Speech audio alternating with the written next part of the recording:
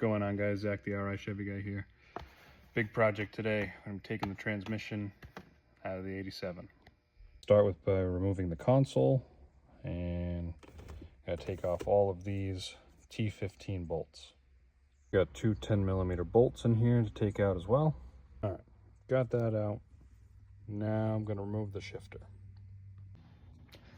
All right, so whoops, totally forgot to film everything else, but I'm gonna kind of walk through and tell you what I did. It was gonna be a how-to video, turned into I'm just getting it done, and I'll talk about it after. After I took the shifter off, the car went in the air, went underneath and started addressing what I was gonna start with first. So the first thing I did was remove the torque arm from the rear end so I can get access to the drive shaft. So removed the one bolt that's connected to the transmission, which came out nice and easy. Putting it on is a whole different story if you've ever done it before. Without putting it on the transmission before you put it back in the car, pain in the ass.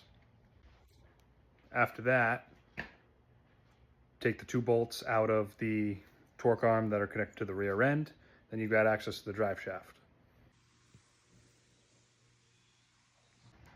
From there, I took the 4 drive shaft bolts out, slid the drive shaft out, no problem. After I did that, I separated the transmission from the bell housing. There's 4 bolts all around, nice and easy, pretty easy to get to, except for the top one on the passenger side is a little bit of a pain, but with a swivel, it's not that big of a deal.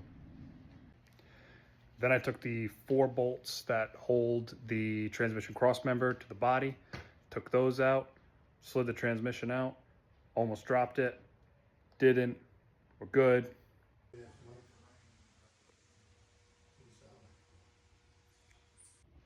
After that, I worked on getting the bell housing out, which wasn't too difficult.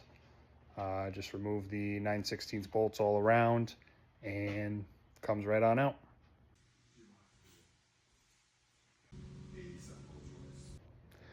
Will say, if you are taking the transmission out and you have spilled transmission fluid on the floor, it is very slippery. So as you go to pull that out and you step in a pile of that transmission fluid, you do a little Scooby-Doo action running in the air. It's a little scary, but we recovered. We didn't drop anything. We didn't fall. We're good.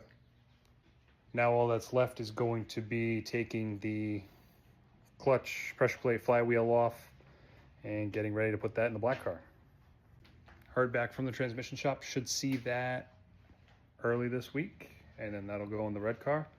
Hopefully within a week, week and a half, based on the time that I've got to actually work on these, I'll have 2 running Camaros, but we'll see.